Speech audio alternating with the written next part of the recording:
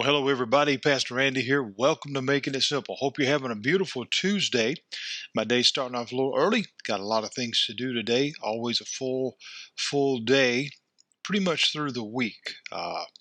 Just one of those things. You know what? I don't complain. I really don't. I am very, very fortunate to do what I do. Very fortunate to hopefully, prayerfully be a blessing to someone along the way. That's my goal for all of us, honestly, is as we think about not only what we have in a material way, but what we have potential for. You see, our outlook is all based on what dwells in here, what we focus on. I've been teaching a lot lately on thinking. And this goes directly with what we're going to talk about today in these next couple of passages where Jesus is sharing a gigantic thought with those that he's talking to. Yesterday we moved into that place to where he said to them, if you stay where you are, if you remain in this sin, you'll die there. Now, again, we weren't talking about necessarily one particular act, although it could be attributed to that. But more so what he was speaking to was the attitude, was the heart condition, that if you stay in that, you're not going to get better. Many people fight with that today. Many people have become a prisoner of that today. There's honestly, there's no nice way to put it. Because when we think about someone in prison, we think about someone that is captive. They can't be free via the room that they're in, or chains or shackles or whatever. There's all different ways to define a prisoner. Some people are prisoners in their own home. But I would go to say that more are prisoners of their own mind. There's a famous line in the old Eagles song, prisoners of their own device. What does that mean? Well, what am I allowing to control me? Who am I allowing to control me? Because this does get into the spiritual realm. It gets into some of the physical as well. But what Jesus is trying to get others to understand here in the process of this teaching is that if you stay there, if you remain where you are, it will not benefit you, because you can't stay there. Eventually, it will chew you up and spit you out, because you're no longer of any service at this point. This is what he's trying to get them to understand. When we remain in that place, that unhealthy place, when we remain in that mindset that is encapturing, that is enslaving, ensnaring, if you equate that to actually being captive, let's just use a snare or rope or some type of thing in the middle of the jungle, and you can't get free. Therefore, you can't get to nutrition, you can't get to water, you can't get to anything. So eventually, you're not going to make it. Eventually, you're going to die. And that which captured you, that which is holding you in place, ultimately doesn't need you anymore. So then you just become cast away. Or maybe if we use the jungle reference, you might become food for something. But the point that I'm making here is he's trying to get them to understand, if you stay where you are, it's not going to end well. Is that you today? Is it someone you know today? See, friends, we're looking beyond just a bad attitude. We're looking beyond even an addiction. Those are the catalysts that sometimes send us to these places. But this goes back down to the heart of the matter. We look in our verse for today, because remember, verse 34 yesterday said that if you commit this, you become a servant of sin. And when we think of servant, we actually think of, in many ways, and again, it's not to demean or degrade anyone, but we think of someone who works for someone else. You basically are an employee, or whatever the case, for someone else, serving them, doing whatever. Well, if you become a servant of this issue, whatever it may be, again, remember, sin is not a singular act or just the act of being naughty. Sin is missing the mark of God.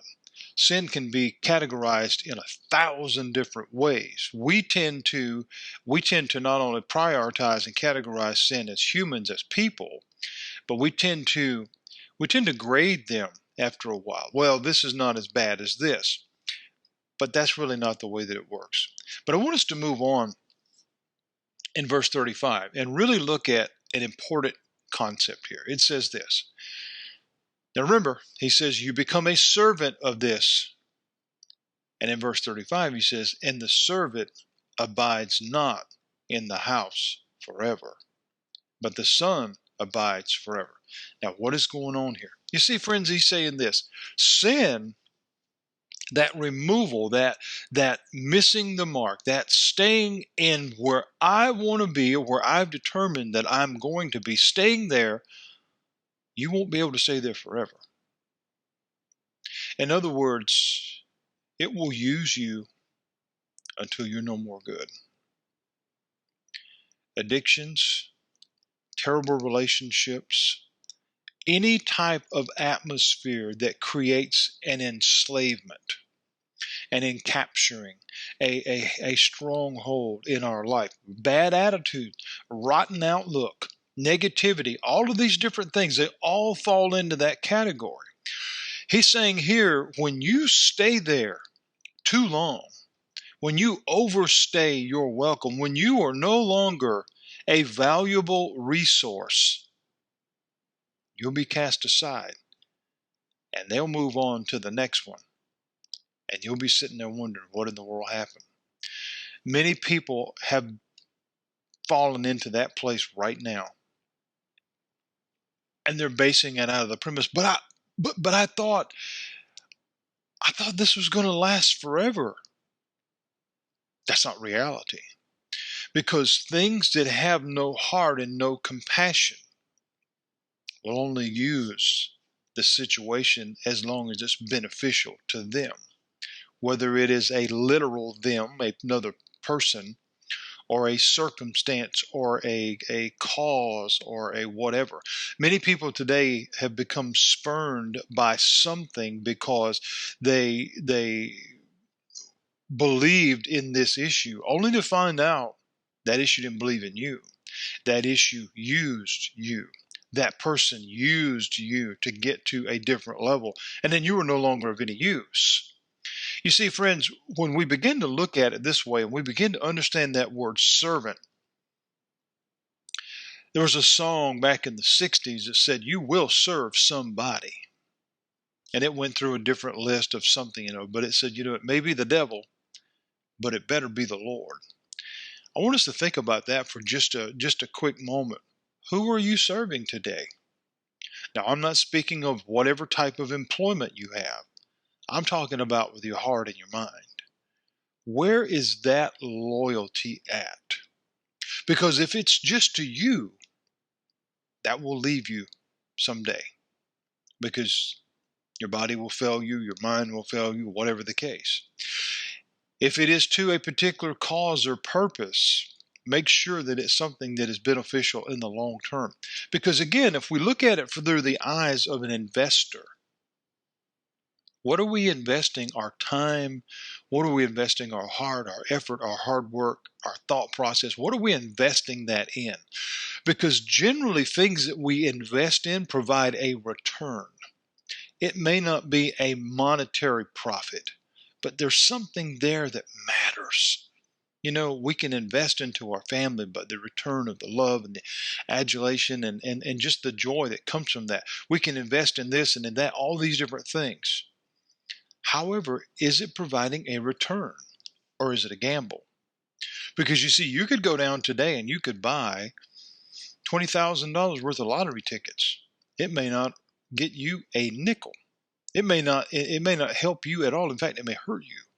because then you've used part of your savings or retirement or whatever. You've upset your home life. You've upset your spouse.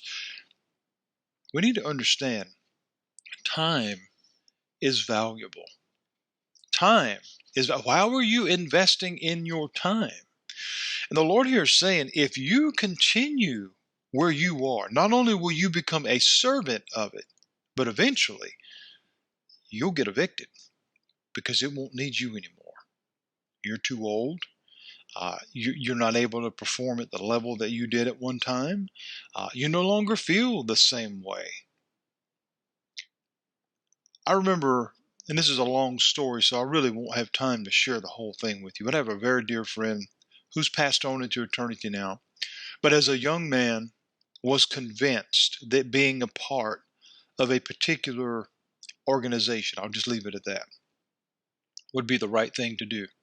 At that time, they embraced him. They treated him as family. Really coaching him into a particular position and spot. Unbeknownst to him at that time, he didn't realize he was actually just a pawn.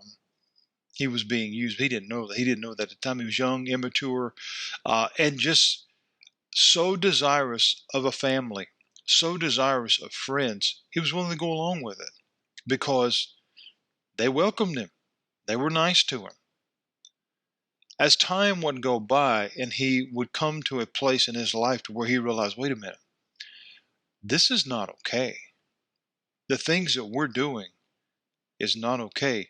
The attitudes that we have, it's not okay. And he wanted out. That breakup was really ugly. And those ones that he thought was friends and loved ones and family ended up being bitter enemies, and they tried to kill him on more than one occasion. Sin does not allow us to remain there forever. You will become a servant to it, a slave to it. That's an ugly word. I know it's an ugly word that brings up all different types of emotions and feelings in this word today, as it should, because it is a ugly word in the context that it's oftentimes used in human history. However, what have we allowed ourselves to become slaves to? It may not be another, but it could be something, a product. It could be negativity.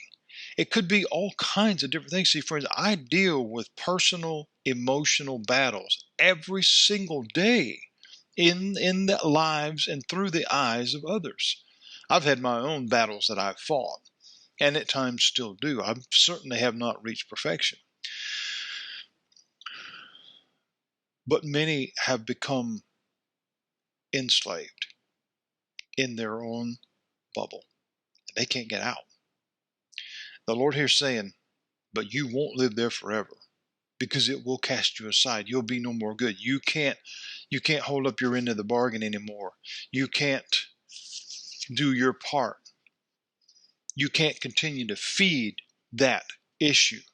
Therefore, you got to go. It may mean you die. It may mean you're cast out on the corner and you're sitting on the sidewalk wondering, what in the world am I going to do now?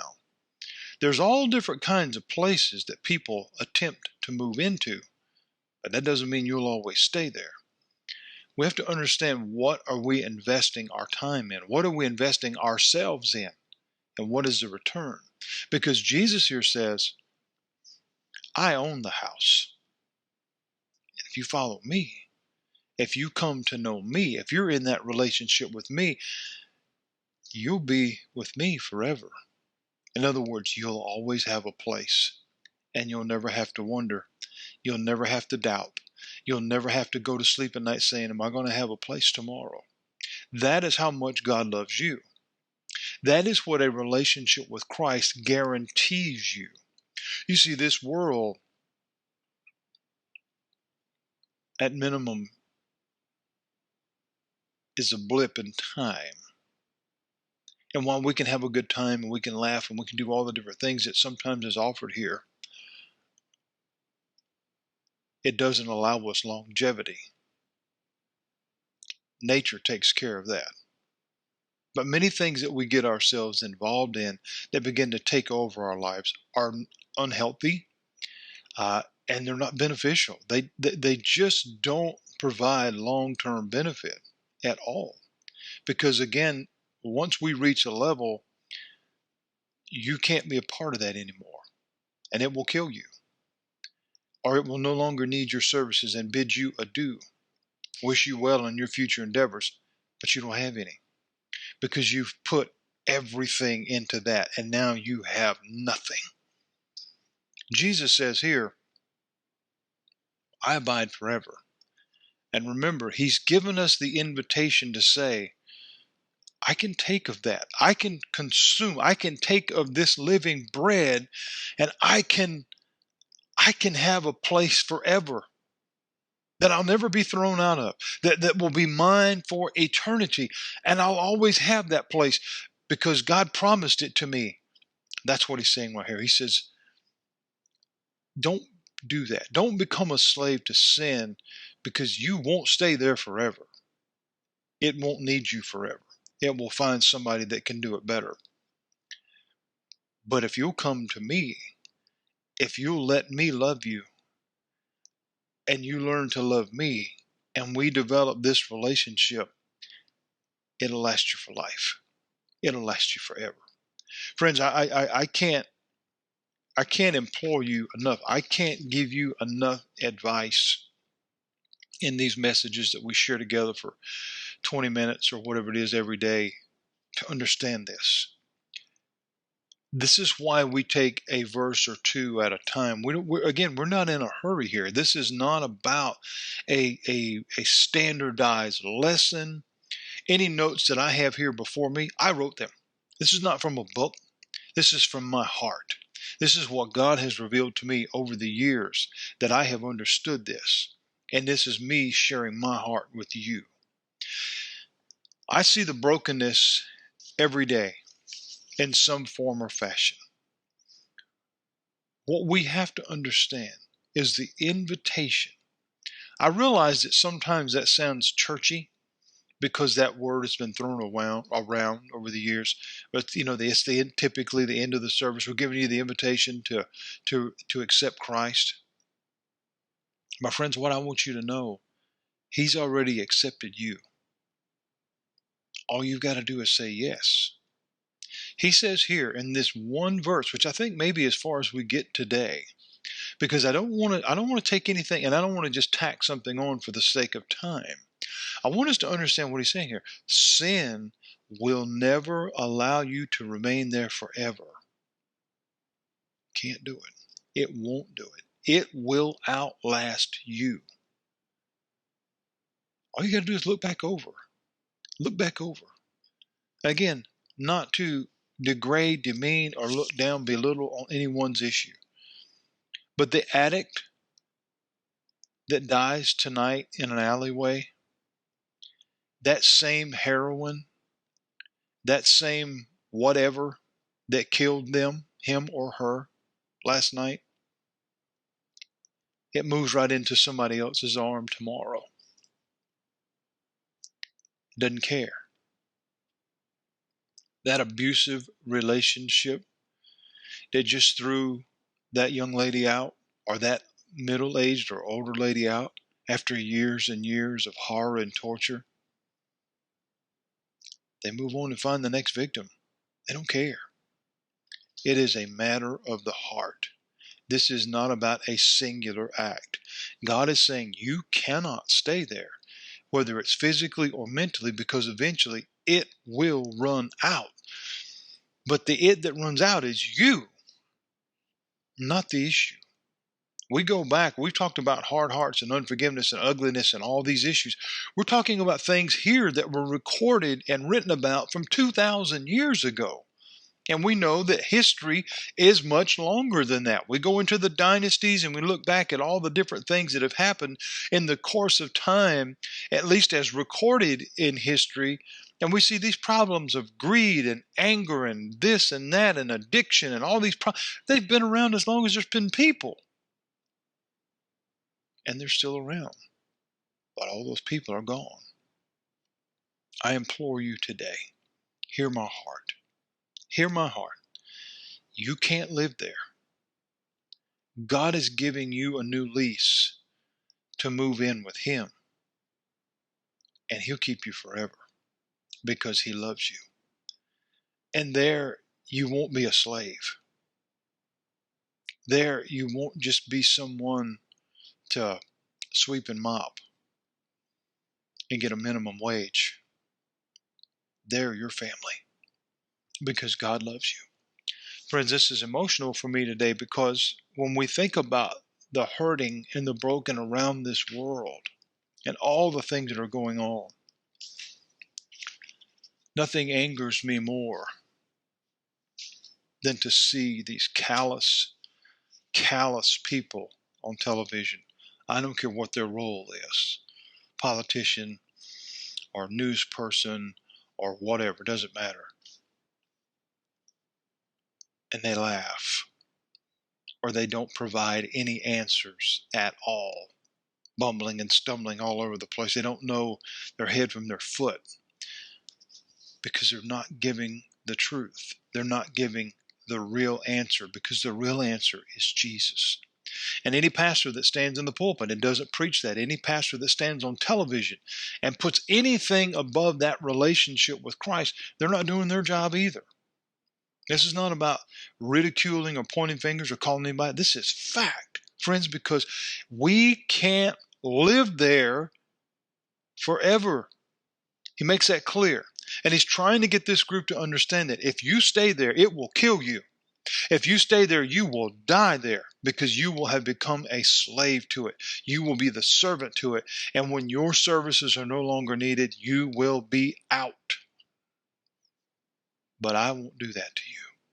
That's the promise of God. I just hope somebody hears this today, and whatever you're facing, whatever you're wrestling with, just understand God has given you the invitation to not live there. To not live there. And to come and be with Him from now on to eternity. It'll change your life. It'll change your destination. It'll change your attitude. It'll change your heart. And it will make your life better and the lives of those around you better. I know it because I live it. Thank you. God bless you. I hope the rest of this day is awesome for you. And I look forward to seeing you again tomorrow for another Making It Simple. God bless you.